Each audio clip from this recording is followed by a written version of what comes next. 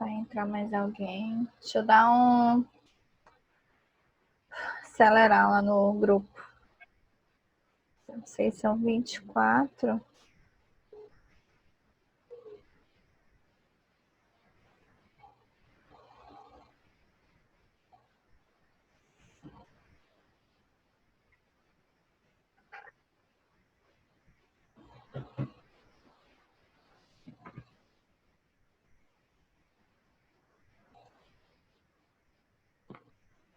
E aí, como é que vocês estão?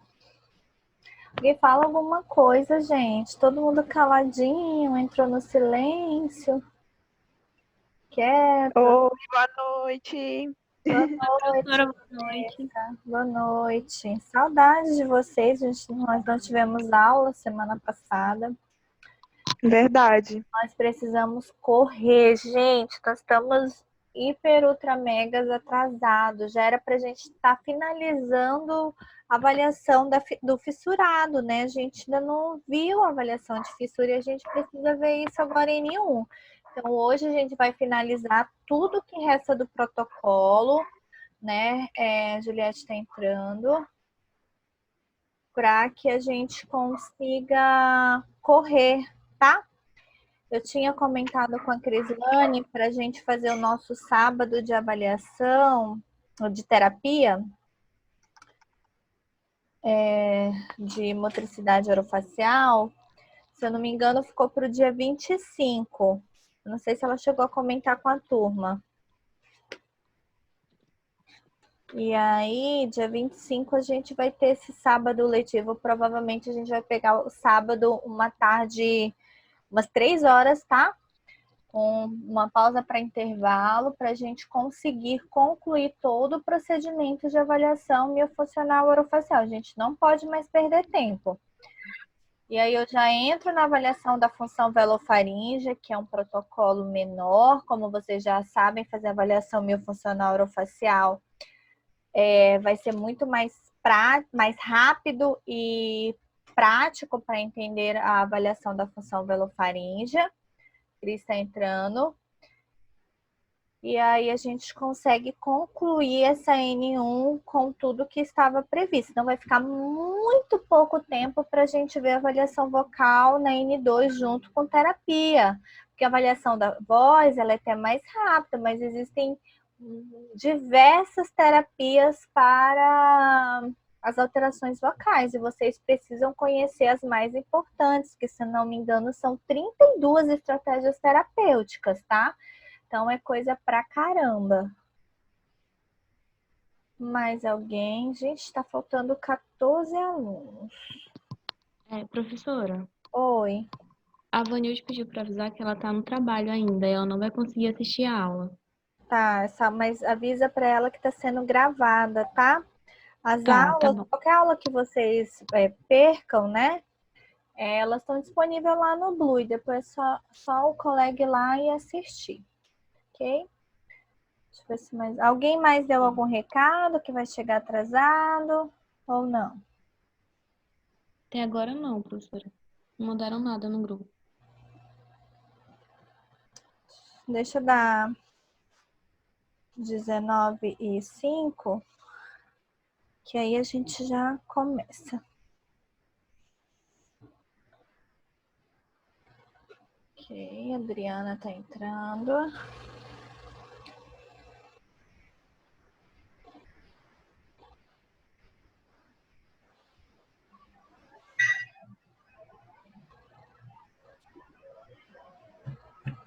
Oi, Adriana, tudo bem? Carol. Entrando.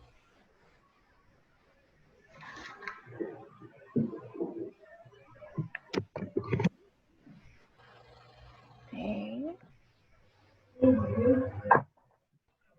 Mais um pouquinho e aí a gente começa. Karine.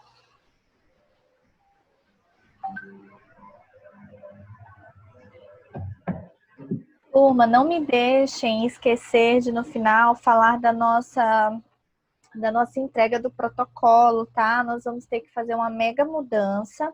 Já tinha conversado com alguns alunos em relação a isso, porque não tem como mesmo a gente iniciamos uma avaliação do colega dentro da sala de aula, não continuamos essa avaliação, e aí eu tinha sugerido que vocês fizessem com alguém da casa de vocês, né? Da família de vocês. E aí não tem como ser entregue uma parte da avaliação do colega, depois outra parte da avaliação do parente, ok? Então, o que eu vou sugerir, já vou até antecipar, tá? O que eu vou sugerir é que a gente refaça novamente. Sei que alguns vão reclamar, mas que vocês tenham uma avaliação de um sujeito só. Vocês vão refazer essa avaliação, é até bom que vocês aprendem mais. Vocês vão refazer com alguém da família de vocês. Então, aqui ninguém mora sozinho, mora a Carla, a Letícia e a Renata.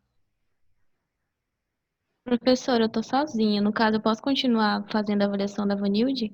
Porque aí dá pra mim ir pra casa dela fazer. Não, tranquilo. Então, se vocês têm esse acesso, se ela te autorizou vocês se encontrarem, tudo bem, mas você ainda tá trabalhando? Como é que tá? Você trabalhava na Mila, né? Tô trabalhando ainda, professora. Normal. Eu tô em casa, tô na casa dos meus pais.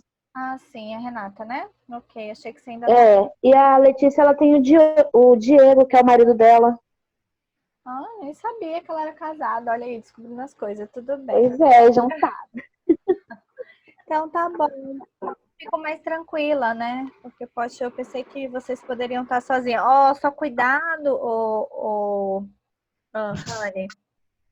É na segurança também da Vanilde, né? Mas se vocês duas se permitem, então se cuidando, tranquilo. Tá bom. Quem tá entrando agora, gente, desliga o telefone, o microfone, tá bom? Então, podemos ficar acordados assim? Então, vamos refazer o protocolo com uma pessoa da família de vocês, tá bom? Que aí vocês vão ter um achado mais preciso, não vai ficar... E nem existe isso, eu avaliar metade de uma avaliação de uma pessoa e depois de outra e entregar uns dados completamente nada a ver, tá, gente? Então, deixa eu autorizar a entrada das meninas aqui. Ok. Vamos começar, tá? Já são 19h10. A Pamela tá perguntando se a gente volta em maio.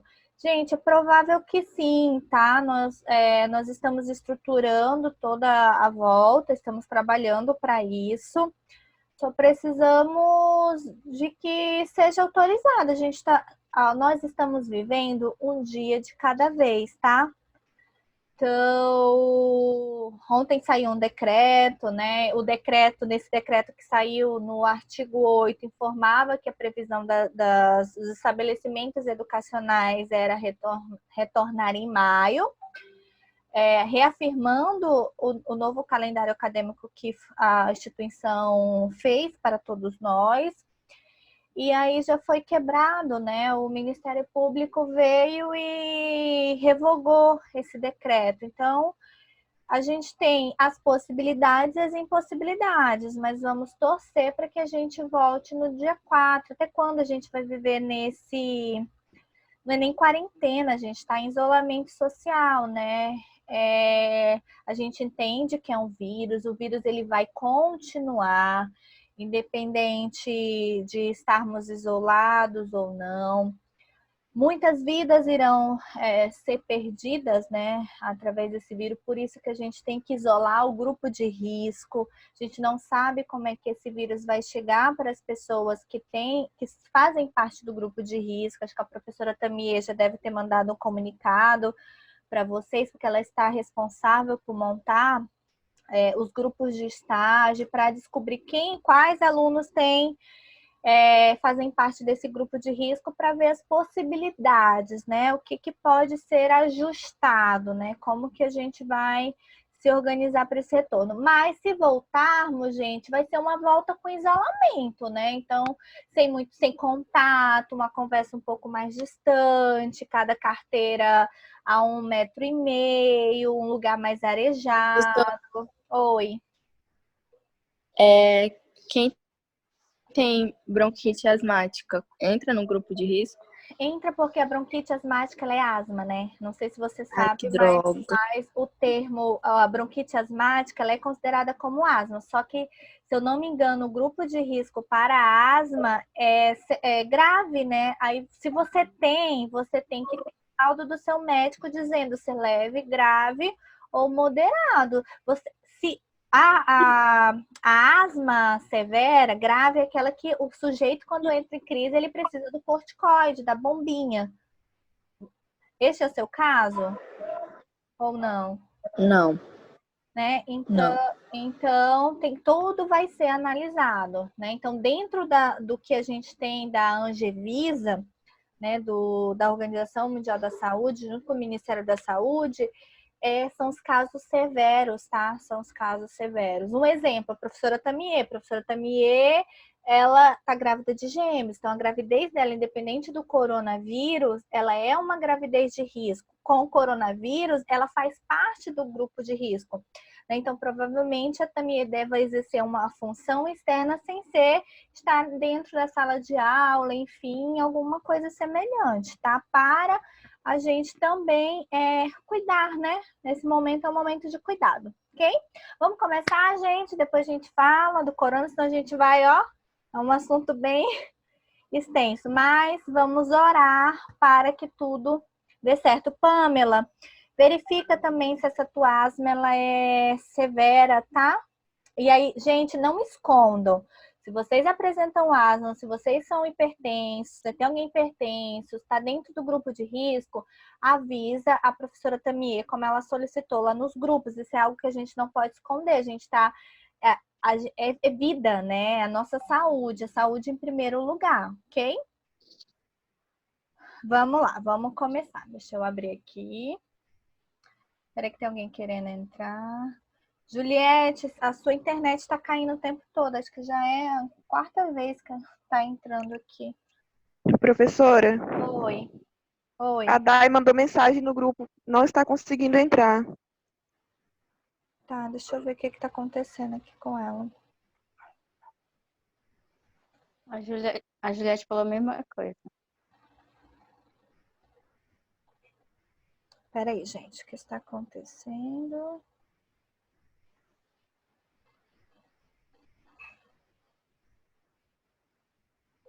A Juliette entrou agora, está conectando. Porque às vezes a internet está bem lenta.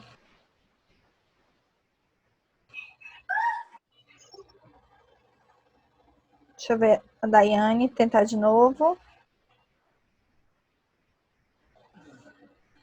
que acontece? Como está pedindo para autorizar, toda pessoa que for entrando, eu vou ter que sair do modo de exibição. Carolina Nunes. Ok.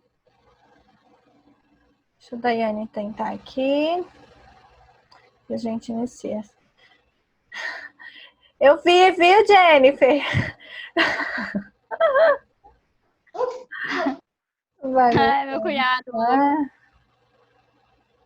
aqui, cadê? Então, vamos lá, gente. Vamos.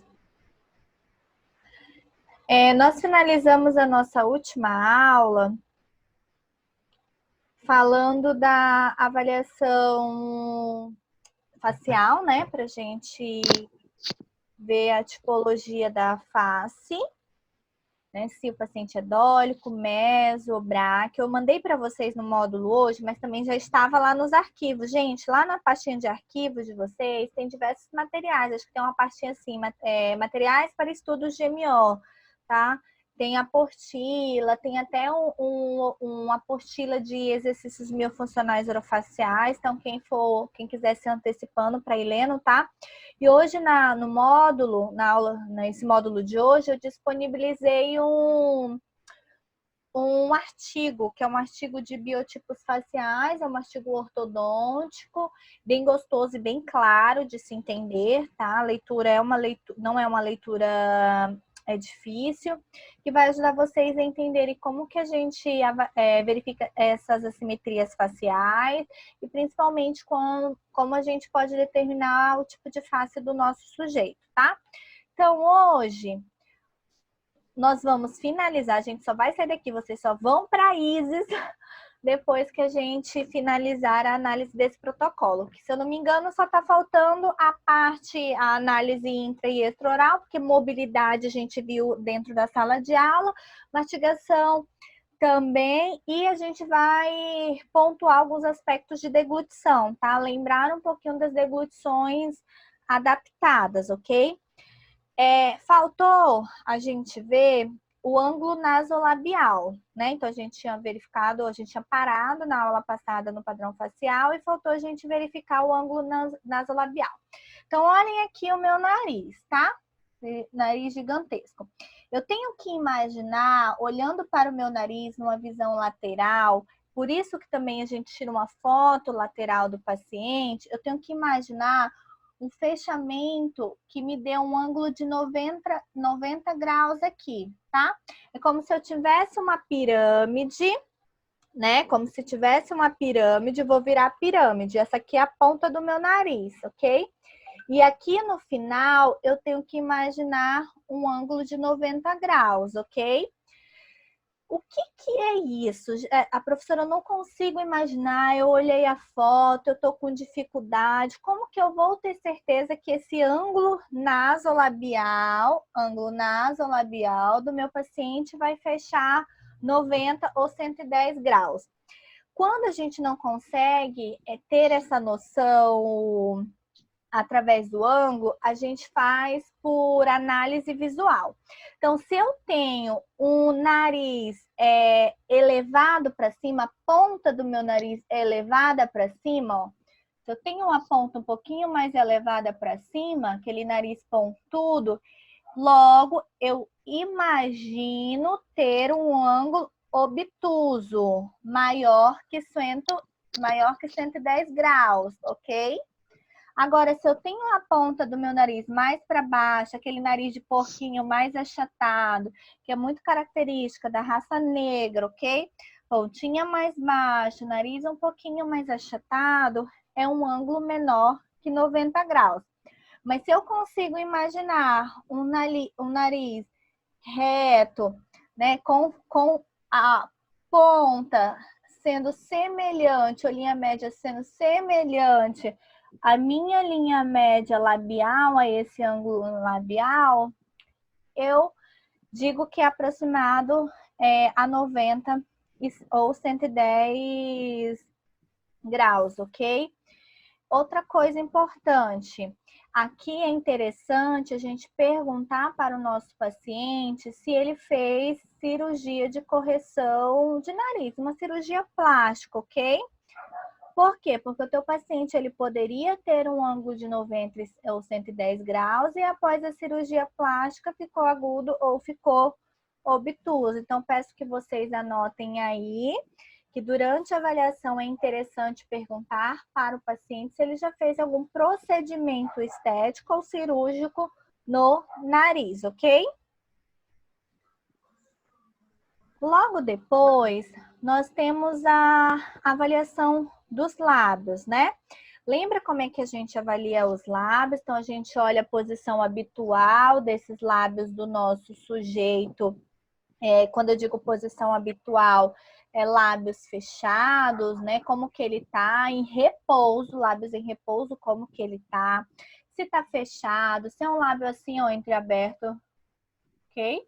Lembra que o lábio entreaberto, gente, é característica de respiração oral. Outra coisa importante é vocês prestarem atenção na comissura labial, porque às vezes o paciente está com isso aqui, ó, fechado aqui, ó, mas do lado eu tenho uma abertura, ok?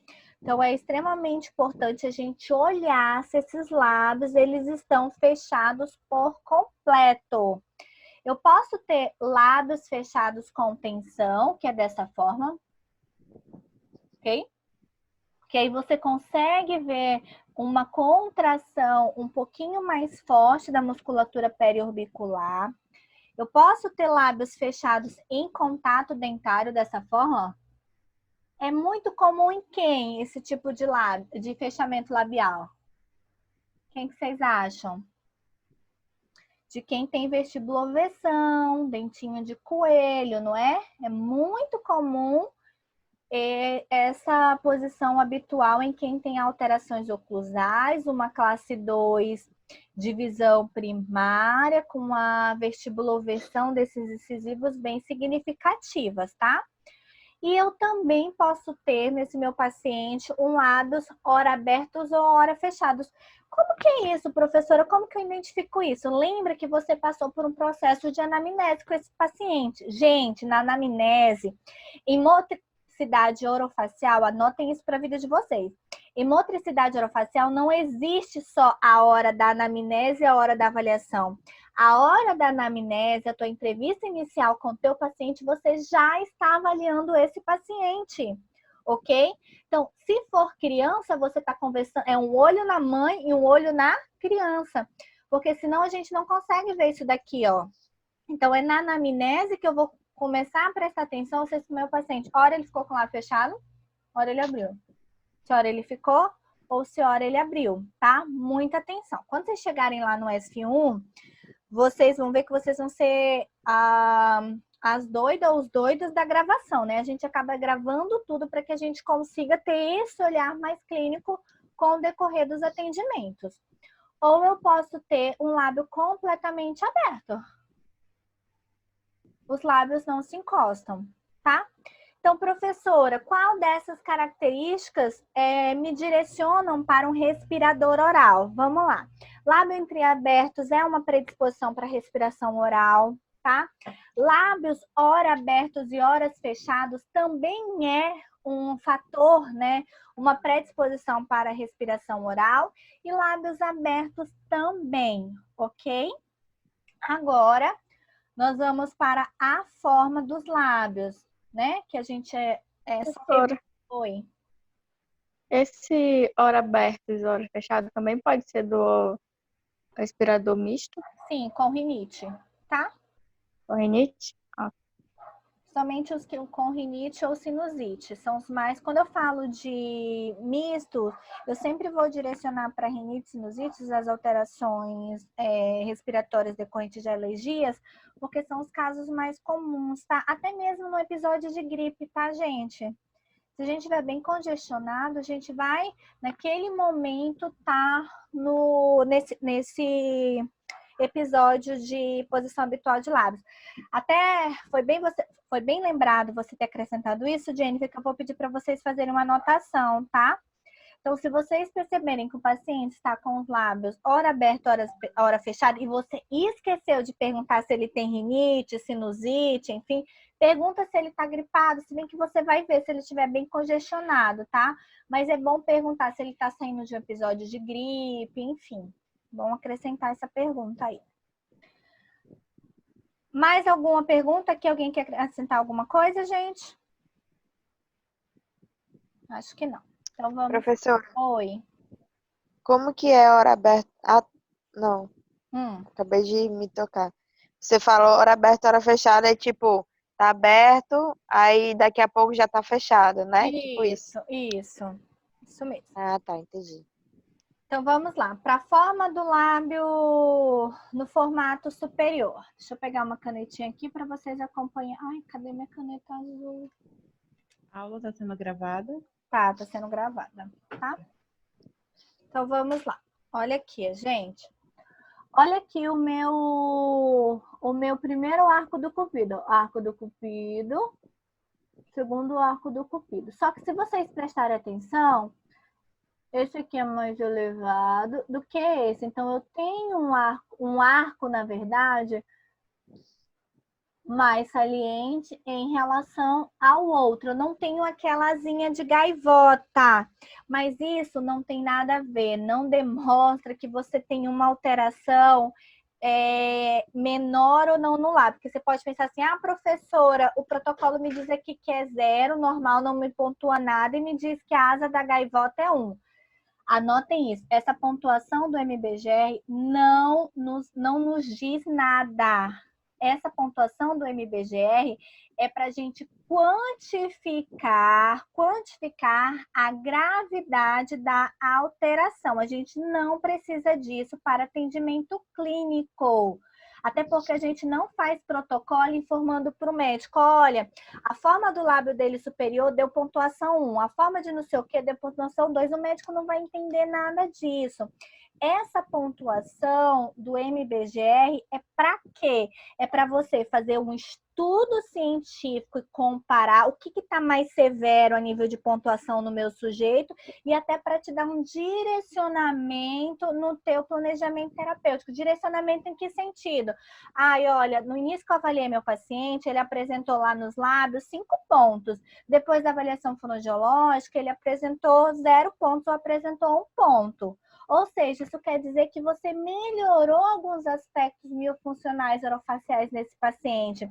Mas essa pontuação não é importante. O que nos importa é que é olhar e identificar a manifestação. Por que eu digo isso para vocês?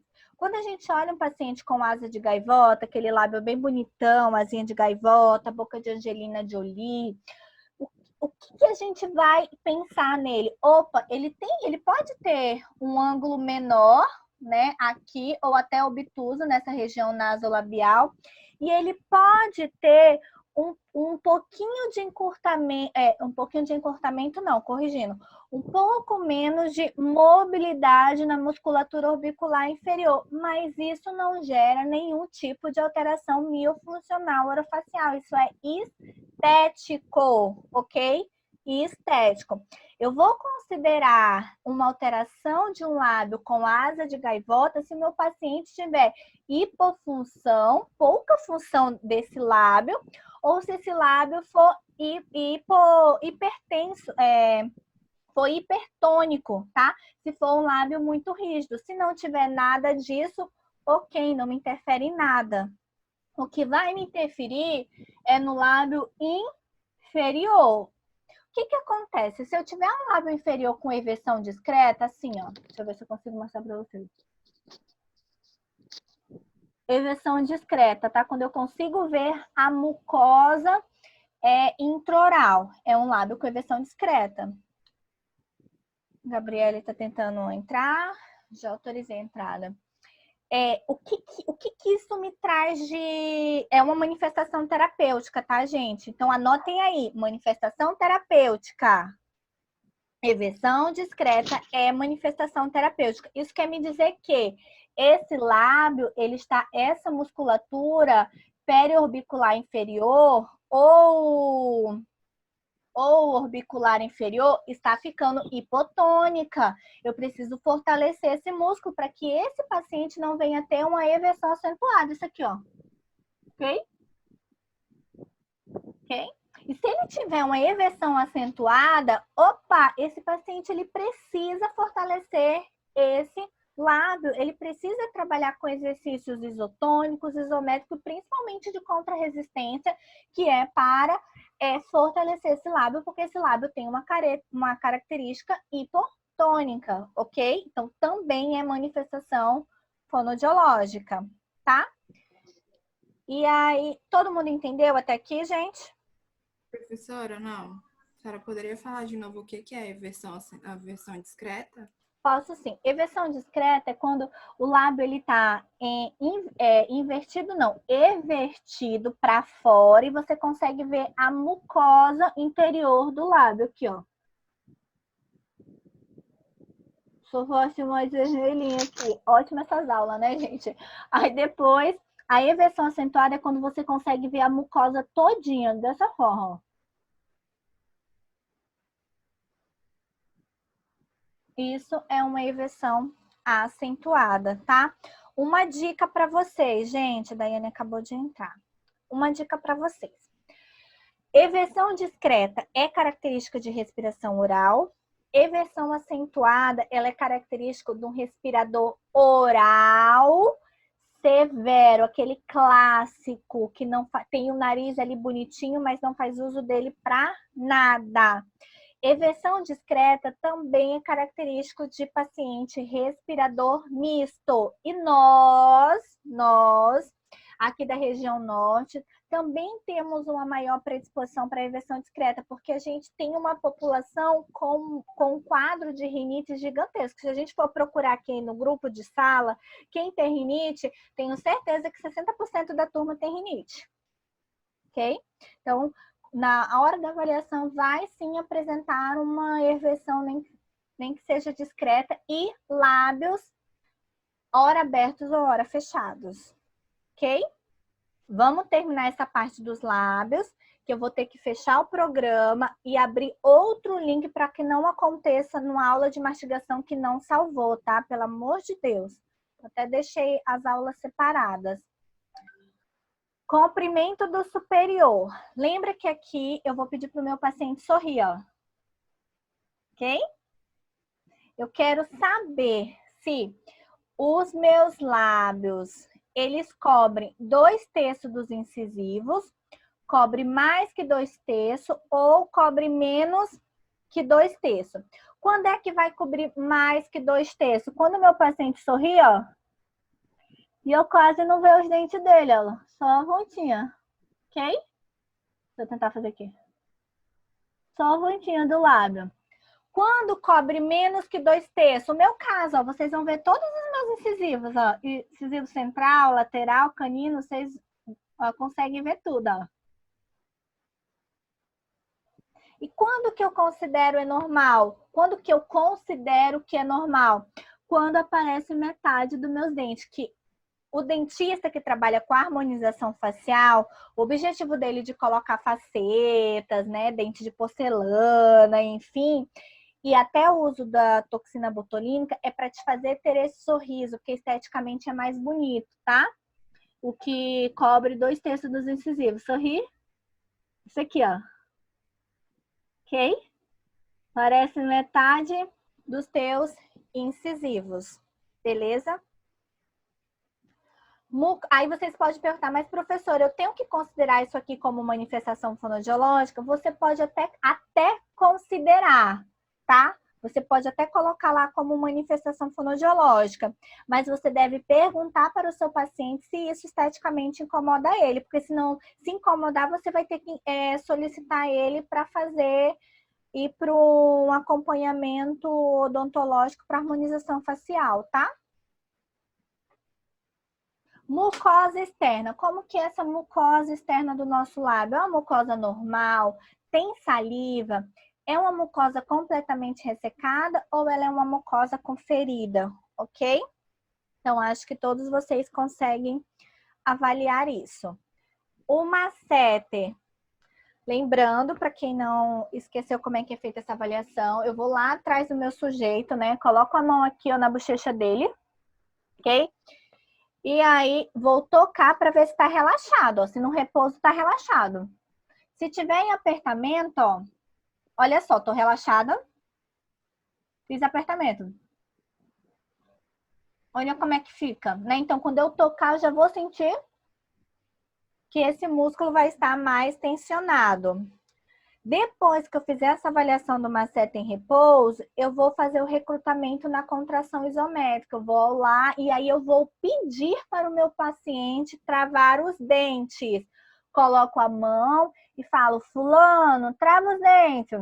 Travou. Trava os dentes de novo. Travou. Mais uma vez. De novo. Mais uma vez. Se vocês perceberem, o meu lado esquerdo é o que faz a contração primeiro, né? Então, a contração é mais forte, no meu caso, no lado esquerdo. Então, você acaba sentindo isso pelo toque da mão. A gente fez na sala, eu lembro que alguns alunos tiveram dúvida, eu fui lá e dei o auxílio, tá? Se vocês tiverem dúvida durante a avaliação, lembra que tem o fórum já está até aberto para vocês tirarem dúvidas durante essa semana, não esqueçam disso. Ainda dá tempo para a gente falar dessa avaliação, do exame intraoral. Até aqui a gente estava avaliando exame extraoral, externo. Agora a gente vai olhar os lábios de forma ó, interna, intraoral, dentro da boca. A mucosa interna desse lábio do meu sujeito, ela tem marcas dentárias ou ela é uma mucosa ferida? Isso é claro para vocês. Acho que ninguém apresenta dificuldade nessa análise. O frênulo superior deste lábio, frênulo superior, aqui em cima, ok? Como que tá a fixação no rebordo alveolar? Ela é adequada ou ela é baixa? Lembra que quando ela for baixa, ela vai estar bem próximo da linha média dos incisivos centrais superiores. E esse paciente vai ter um diastema, ok? Professora, eu considero isso como uma manifestação fonodiológica? Sim, porque você vai ter que encaminhar esse paciente para fazer o PIC, né? A frenecto desse frênulo labial superior. E logo depois você vai ter que trabalhar o fortalecimento desse lábio, ok? Professora, perdão, eu não entendi muito essa parte do frênulo. Pode repetir, por favor? Posso sim, Paula. Então, aqui, ó. No lábio superior, a gente tem um frênulo. Como que eu considero ele com uma fixação baixa? Quando esse frênulo do lábio superior estiver bem próximo da linha média, dos incisivos centrais superiores, tá? Vem aqui próximo. E você vai perceber que esse paciente tem um diastema. O que é um diastema? É um dente afastado do outro. Ou seja, a causa desse diastema é esse frênulo labial curto. Aí a gente tem que encaminhar o paciente para fazer um PIC, uma frenotomia ou frenectomia, que é de lábio superior. Eu acho que o dentista faz uma frenotomia, que não precisa pontear, é só um leve corte, ok? Se não tiver desta forma, com fixação baixa, e não tiver presença de diastema, ele é um frênulo superior adequado, ok? No lábio inferior, a gente não tem frênulo, tá? Desculpa, no lábio inferior a gente não tem frênulo. A espessura deste frênulo, a gente precisa ver se está adequada ou se ela é muito gordinha. Aqui anda junto, tá? Aqui casa. Se eu digo que tá baixo, eu tenho que dizer que ela está alterada. É alterada que tipo? Aí você escreve, ela é um pouquinho gordinha demais, ou ela é longa, gordinha. Desculpa, vou reformular o termo. Ela é demasiada demais. Este frênulo, ele está perto da linha média dos incisivos centrais superiores. Você tem que justificar aqui, tá? Até para você detalhar melhor lá no seu protocolo. Outra coisa, gente, eu posso demorar a responder lá.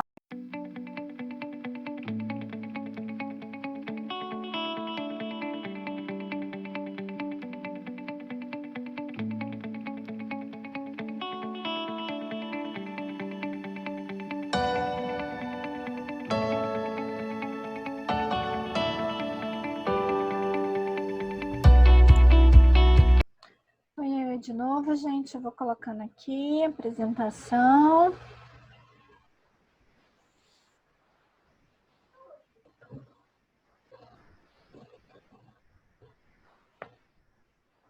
Todo mundo entrar.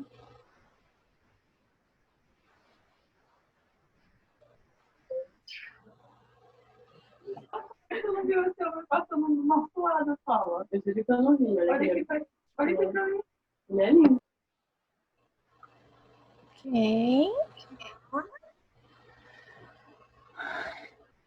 Os colegas ainda estão entrando.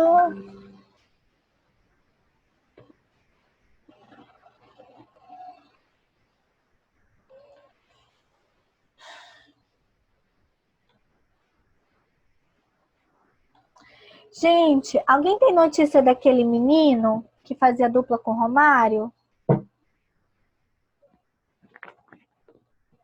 Fernando? Que ele não está participando das aulas. Nosso grupo de PI, ele tá. Pois é. Participou ontem.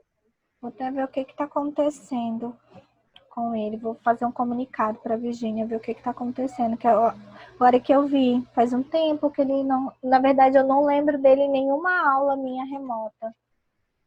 Enfim, vamos continuar, gente. Nós paramos na deglutição de ruído.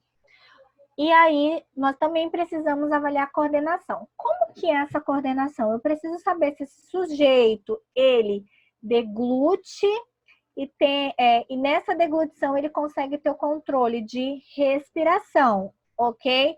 Lembra que quando a gente está deglutindo, a epiglote se fecha, a gente entrou na fase faríngea da deglutição, a gente fica entre 1 a 2 segundos sem respirar, que é o processo de fechamento, o alimento desceu para a fase esofágica, depois abre novamente, tá? Nesse processo de coordenação de deglutição com respiração, eu preciso perceber se esse meu paciente se engasga muito durante o processo de deglutição ou se toda vez que ele deglute, ele tem tosse. Se ele se engasgar e se ele tiver tosse, anotem aí. Paciente com risco de disfagia. Realizar a avaliação do PARD. Vocês já estão vendo o PARD com a Pamela ainda não, né? Acho que é só no sexto. Professora, a senhora pode repetir, por Vou favor? repetir, repito sim. Quando o seu paciente, o seu sujeito, apresenta engasgo ou tosse durante o processo de deglutição, é sempre na deglutição de sólido, nas 3 porções ele apresentou engasgo e tosse, esse paciente tem uma predisposição para disfagia. Eu não sei, ele pode ser disfágico. Como é que eu vou ter certeza se ele está aspirando ou não este alimento, né? Eu preciso fazer uma avaliação específica para disfagia, que aí eu faço PARD, aplico o PARD, que é o protocolo de risco para disfagia. Protocolo de avaliação de risco da disfagia, tá? Notaram?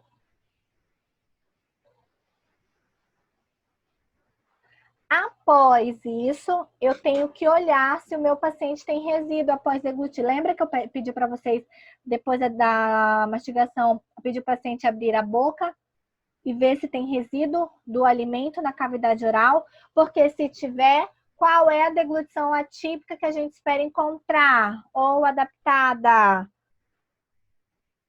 Acho que ninguém lembra, né? Que tem a fraqueza do músculo bucinador, porque é o músculo bucinador, ó, que vai fazer a gente coletar esse alimento que fica na região de assoalho para a gente fazer deglutição, tá? Então, eu chamo de deglutição atípica com resíduos após deglutir, mas a causa é hipofunção do músculo bucinador, ok? Eu faço uma avaliação, depois que eu fizer a avaliação de deglutição com o alimento sólido, eu vou fazer com o alimento líquido, a água. Lembra que eu até sugeri, gente, quando vocês estiverem fazendo a possibilidade de uso nasal, no qual o paciente vai ficar com a água na boca e você vai ter que cronometrar, você já pode fazer a deglutição habitual de líquido. Ai, professora, mas tá tão difícil, eu não vou conseguir lembrar de tudo isso. Não tem problema, você pode seguir o passo a passo. Pede para ele segurar a água, depois quando chegar nessa parte da deglutição, pede para ele segurar a água de novo e avalia. Pede para ele segurar a água novamente e aí você avalia a deglutição de líquido dirigido. Eu estava olhando para cá, de líquido de água, mas estou explicando essa daqui de baixo, tá?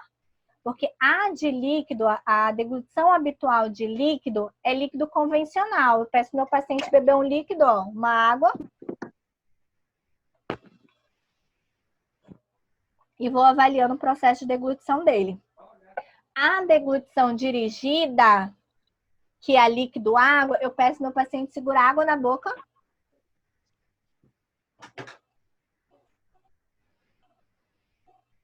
E logo depois, ele vai e deglute, tá? Então, como eu iniciei falando dessa daqui, eu vou continuar, depois eu volto para essa, ok? Entenderam? Hello? Professora. Sim, professora. Okay. Então, vamos lá. Deglutição dirigida é essa de segurar água na boca e deglutir depois. Tá, professora, eu prefiro seguir o passo a passo, eu prefiro fazer a possibilidade de uso nasal e depois fazer a de líquido dirigida. Não tem problema. Mas, professora, qual o momento que eu vou pedir para o meu paciente deglutir água? Você pode contar 1, 2 segundos. Conta 1, 2 segundos e você mesmo pode falar, fulano, pode engolir essa água, tá? Aí você vai prestar atenção durante o momento que ele tá com a água na boca. Se tá fechado, se tá fechado parcialmente, se tem esse contato assim, ó. Lógico que se ele tiver um lábio entreaberto, ele vai ter que fazer uma força bem exagerada aqui, ó, da musculatura periorbicular e vai jogar essa língua para frente para conter essa água na boca. A postura de língua, se ele tiver isso aqui, ó, a postura de língua vai estar bem aqui, ó, entre os dentes, porque ele precisa segurar essa água na boca, e quem vai fazer a força não vai ser os lábios, vai ser a língua, tá? Mas também a gente pode encontrar, né? Se ele tiver uma posição de lábios normais, nesse momento de deglutição, a gente espera que a língua esteja atrás dos dentes. Ela pode estar contra os dentes, professora. Como que eu vou saber se ela vai estar contra os dentes? Vai mudar aqui, ó. Vai mudar a minha musculatura orbicular. Olha, eu vou deglutir com a língua contra os dentes. Ó. Contra os dentes é tocando aqui, ó. Contra os dentes. Entre os dentes é isso aqui, ó. Entre os dentes, ok? Então, vou fazer deglutição, postura de língua contra os dentes. Olha a minha musculatura orbicular, ó. Olha o bico que eu faço, ó. Ok? Agora, deglutição com a língua entre os dentes, ó. Lábios entreabertos, língua completamente hipotônica, uma mega deglutição atípica, ok? Eu também avalio a contenção desse líquido, segue a mesma coisa, só que a mesma parte lá da mastigação. Só que como a gente tem uma deglutição dirigida, vai ser isso aqui, ó. Inadequada. Como que vai ser inadequada? Ó, vou encher minha boca d'água.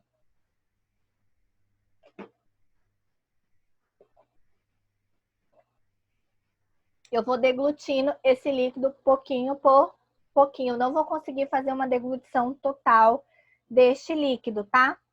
A parcial é a mesma coisa neste caso. Só que a parcial, o processo de deglutições múltiplas que esse paciente vai ter, vai ser bem menos do que a inadequada. Então, a gente pode pensar assim, professora, na parcial, ele vai deglutir essa água em 2 momentos ou 3 momentos? Sim. E na inadequada, ele vai deglutir mais que 4 momentos, mais que 4 ciclos? Sim. Eu, Jéssica, nesses 7 anos que eu atuo na motricidade orofacial, eu ainda não tive nenhum paciente que me apresentasse essa contenção inadequada, porque meu público não é um público com tendência para disfagia, tá? Mas anotem isso daí também. Se um paciente, no momento da deglutição atípica, apresentar uma contenção de líquido parcial ou inadequada, ó, aquele monte de interrogação para um possível caso de disfagia, tá? Notaram todo mundo? Podem colocar. Se apresentar parcial ou inadequado, possível caso para disfagia.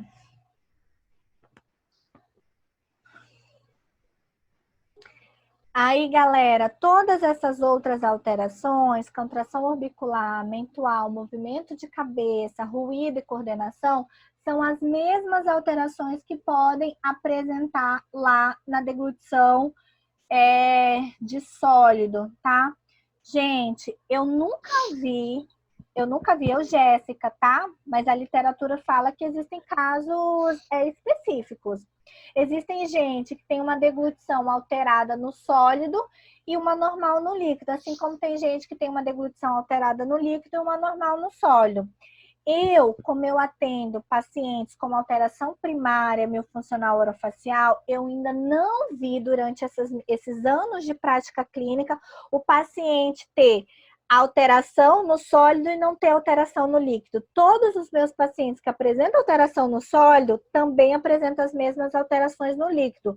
Ou seja, se ele tem contenção da musculatura orbicular no sólido, ele vai ter no líquido. Se ele tem interposição de língua no sólido, ele também vai ter no líquido, tá? Então, eu ainda não vi. O que a literatura fala de casos diferentes? Opa, esse meu paciente tem deglutições alteradas no sólido e não tem no líquido. Ah, então esse paciente pode ter um comprometimento neurológico. É um paciente com risco para disfagia de alimento sólido. Ou pode acontecer o inverso. Esse paciente deglute bem no sólido, mas não deglute bem no líquido. Ele tem um monte de compensações, um monte de alterações de deglutições atípicas que podem me sugerir comprometimentos neurológicos ou associados a um quadro disfágico. Aí, Jéssica, se eu encontrar um sujeito que me apresente isso, eu vou encaminhar para um profissional com prática em casos de disfagia para avaliar melhor este paciente, que aí já é uma alteração secundária, não é alteração primária. É um paciente que talvez não dê para ser atendido em um ambulatório clínico, ele vai precisar de um acompanhamento mais especial, talvez um ambiente hospitalar, porque na hora que você for fazer a avaliação dele mais precisa alimentar, ele pode vir broncoaspirar, aspirar, na verdade, este alimento, tá bom? Voltando para cá, para a deglutição habitual de líquido, a deglutição normal. Após você fornecer o alimento sólido, você fornece um copo d'água para ele beber. E aí você vai avaliar a mesma coisa. Como que tá a postura de língua, como que tá o líquido, a contenção desse líquido, como que é o volume desse líquido, se ele bebe uma grande quantidade de água ou pouca, porque o sujeito ele pode fazer gole-gole, né? O sujeito ele pode fazer gole-gole, isso aqui, ó.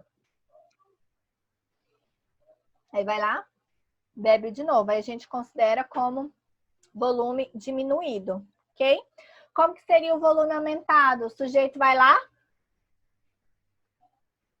enche a boca d'água e toma um gole, rapidão de água, tá bom? Também vejo se tem contração da musculatura mental, movimento de cabeça, o ruído. Esse ritmo, ele envolve o gole-gole, que está associado ao diminuído. E a gente também presta atenção como que está a coordenação, se tem engasgo ou tosse, ok?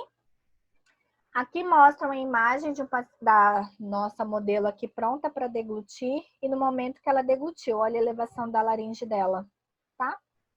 Se vocês filmarem, vocês vão e depois forem em câmera lenta, né? Depois de filmar, forem assistir em câmera lenta, vocês conseguem ver esses aspectos bem bacana.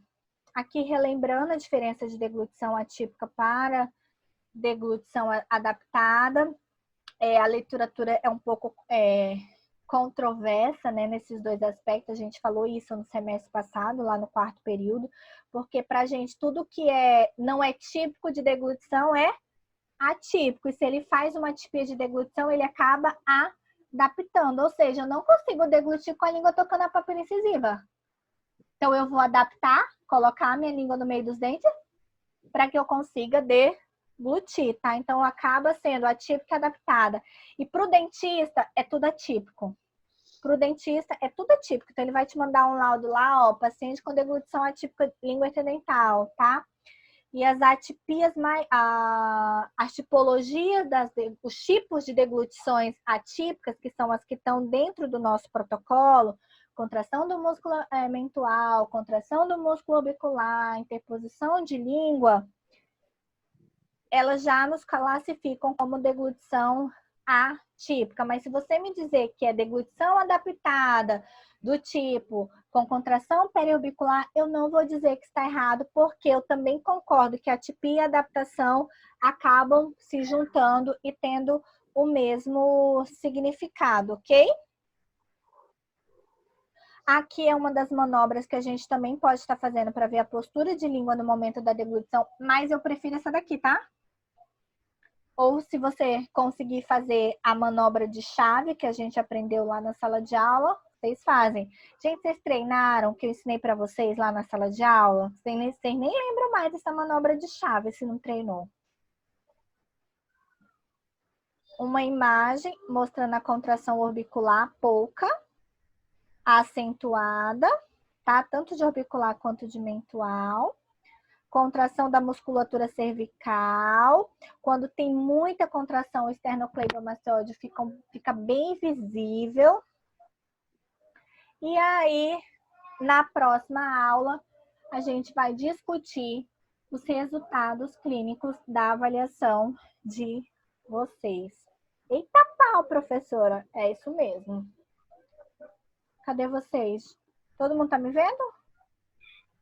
Sim. Professora, Oi.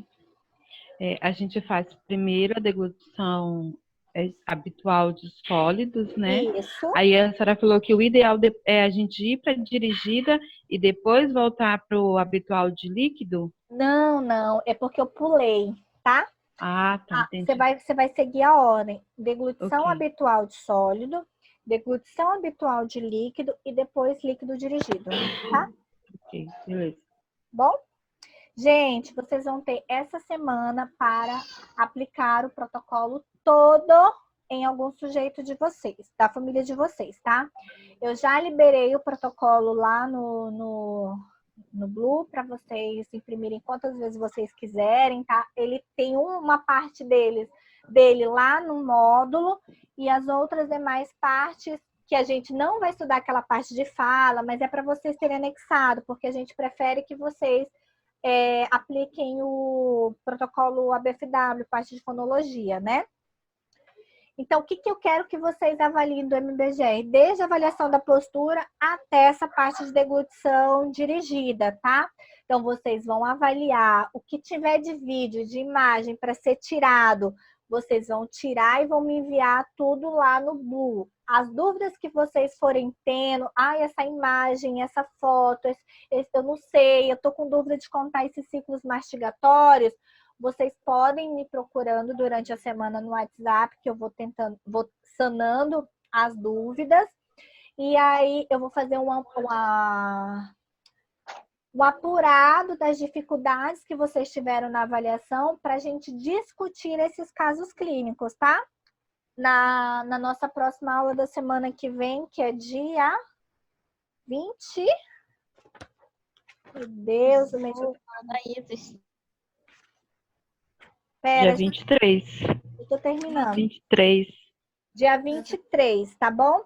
Então, dia 23 a gente vem para discutir todos esses casos clínicos. No sábado a gente vai ter uma aula, que já vai ser para a gente iniciar a nossa terapia fonoaudiológica. Aí eu vou precisar que cada um esteja com a sua maletinha, seu material, que a gente vai confeccionando os materiais juntos, tá?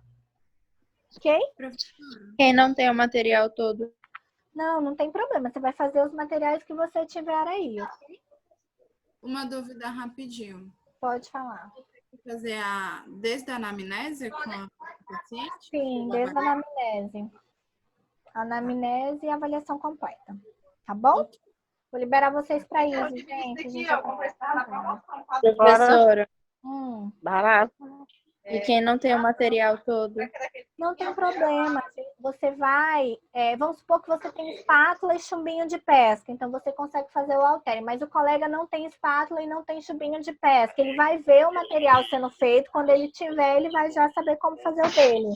Tá? Então, em questão a maleta, tipo, porque eu tenho alguns materiais, mas eu ainda não comprei a maleta. A caixa? A maleta? Não tem problema, gente. Os bombons da lista. Eu vou ter que fazer uma modificação na questão da pontuação, tá? Dessa maleta, porque eu sei que tem gente que não vai conseguir ter todos os materiais. Não sei ainda tô pensando como é que eu vou fazer. Bombom, gente, vocês não conseguem rapidinho comprar um bombom, não? Tipo, a balinha Mas de todos... amarelo, pelo menos 2, 3 balinhas. O bombom eu queria muito que vocês tivessem, porque existem exercícios sensacionais e essenciais para fazer com essas balinhas. A bala de iogurte, ou qualquer bala semelhante àquela de iogurte, e o dadinho é algo que eu queria muito que vocês tivessem. Vão no mercadinho, comprem uma, duas, pelo menos. Tá? Professora, qual é esse daí do dadinho? Aquele dadinho de caramelo. Ah, tá, entendi. Não sei, eu acho que dá para comprar sim no mercado. Que é o quadradinho, É o de dadinho. né? Os mercados já estão abertos. Tá, bom? então, no mínimo, uns 3 bombons, saco de bombons, mas não precisa ter o material todo, né? Até porque eu não consegui comprar todo.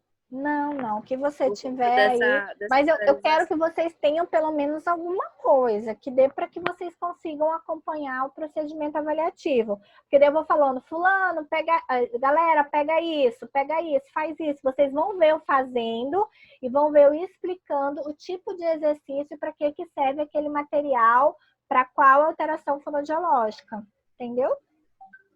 Entendi.